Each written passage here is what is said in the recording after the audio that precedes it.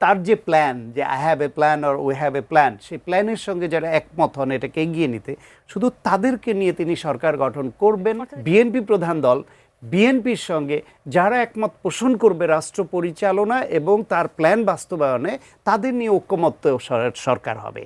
ঐক্যমত্যের সরকার তবে করার পরে বুঝব, যেমন শেখ হাসিনা ঐক্যমত্যের সরকার করেছিল, তার পছন্দের যারা তাদেরকে নিয়ে একটা সরকার করেছিল এবং তার মধ্য থেকে তার সরকারেও মন্ত্রী ছিল, তারাই আবার বিরোধী দলে ছিল, ফলে এটা একটা জগা খিচুড়ি সরকার হয়েছিল। গণতন্ত্রে আসলে এই ধরনের বিধি ব্যবস্থা কারোর জন্য মঙ্গলজনক হয় না। কারণ হচ্ছে জাতীয় সংসদে যদি সরকারকে চেস করবার মতো, তাদেরকে চ্যালেঞ্জ ছুড়ে দেবার মতো, তাদের ভুল ত্রুটি ধরিয়ে তাদেরকে প্রেশার ক্রিয়েট করবার মতো বিরোধী দল না থাকে, তাহলে ওই জাতীয় সংসদ কখনো কার্যকর হতে পারে না। তারপরেও বাংলাদেশে যেরকম 1971 সনের যুদ্ধের পরে অনেকেরই এখন মনে করেন যে একটা জাতীয় সরকার না হওয়াটা ভুল ছিল। জাতি গঠন করবার জন্য, রাষ্ট্র গঠন করবার জন্য যুদ্ধ পরবর্তী বিধ্বস্ত একটা দেশে যদি জাতীয় সরকার হতো, এককভাবে শেখ মুজিবই মহাক্ষমতাধর হয়ে না উঠতো, তাহলে যে ভুলগুলি হয়েছে হয়তো হতো না। ঠিক একইভাবে 5 আগস্ট পরবর্তী সময়ে অনেকে মনে করে যে এইটাকে তখনই জাতীয় সরকার হওয়া উচিত ছিল, কিন্তু হয়নি।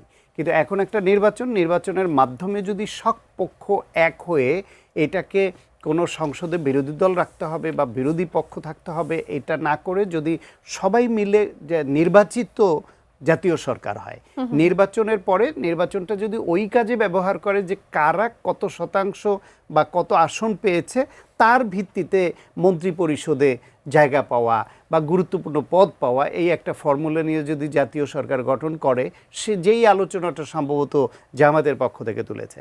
আর বিএনপির যে মোটিভ সেটা হচ্ছে ঐক্যমত্যের সরকার হচ্ছে বিএনপির যে সংস্কার নীতিমালা, বিএনপির যে চাওয়া, দীর্ঘদিন ধরে একসঙ্গে ফ্যাসিবাদ বিরোধী আন্দোলন করেছে যারা সঙ্গে ছিল, তাদের মধ্যে যারা 31 দফায় অ্যাগ্রি করে, রাষ্ট্র মেরামতের 31 দফা, তাদের মধ্যে যারা বিএনপির যে এই ঐক্যমত্য কমিশনে যে সংস্কার প্রস্তাবগুলো উঠলো, জুলাই সনদ উঠলো, সেখানে বিএনপি যে প্রস্তাব দিয়েছে এগুলোতে যারা ঐক্যমত্য পোষণ করে, অর্থাৎ নোট অফ ডিসেন্ট বাদ দিয়ে বিএনপির সঙ্গে ঐক্যমত্য পোষণ করবে যাদেরকে নিয়ে একমত হয়ে সুন্দরভাবে যেরকম রাষ্ট্র পরিচালনা করতে চান, এবং তারেক রহমান বা তার দল বিএনপি যেরকম রাষ্ট্র ব্যবস্থা তৈরি করতে চান, যেরকম তার যে প্ল্যান, যে I have a plan or we have a plan, সেই প্ল্যানের সঙ্গে যারা একমত হন এটাকে এগিয়ে নিতে, শুধু তাদেরকে নিয়ে তিনি সরকার গঠন করবেন, যেটাকে ঐক্যমত্যের সরকার বলছে। ঐক্যমত্য মানে হচ্ছে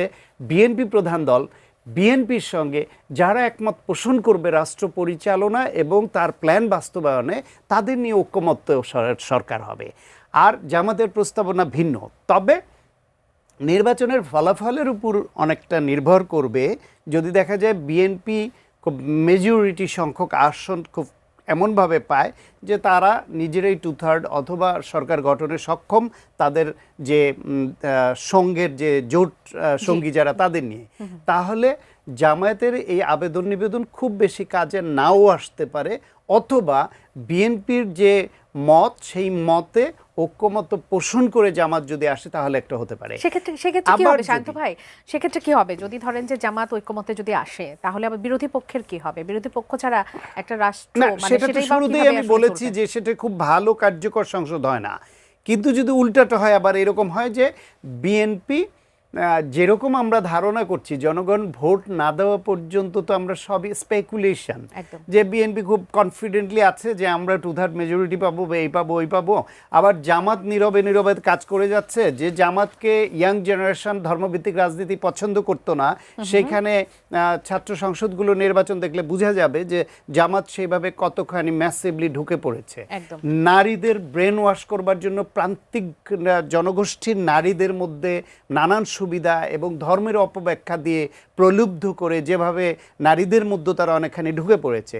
বিএনপি যদি এইটার বিরুদ্ধে ম্যাসিভ ক্যাম্পেইন করতে না পারে, যে ওরা যা বলছে ধর্মের অপব্যবহার করছে, মিথ্যা প্রতিশ্রুতি দিচ্ছে, বিএনপি কেন সেরা, কেন অতীতের অভিজ্ঞতা আছে, কি চায় ভবিষ্যৎ বাংলাদেশের বাংলাদেশে, প্রেক্ষাপটে কেন দরকার? সেইভাবে যদি ক্যাম্পেইন করে তারা যদি এইটার বিরুদ্ধ বয়ান তৈরি করতে সক্ষম না হয়, তাহলে কিন্তু রেজাল্ট অন্যরকম যদি হয়ে হতে যায় যে পারে। জামায়াতের আসন সংখ্যা বেড়ে গেল এমন যে তারা সরকার গঠনের মতো পাবে না, এটা অ্যাবসলিউটলি সবাই জানে, কিন্তু সংখ্যাটা বেড়ে গেল, তখন তাদের বার্গেনিং যে পাওয়ার সেটা সেটা বেড়ে বেড়ে যাবে, যাবে। টুলসটা স্ট্রং হয়ে যাবে, বার্গেনিং টুলসটা।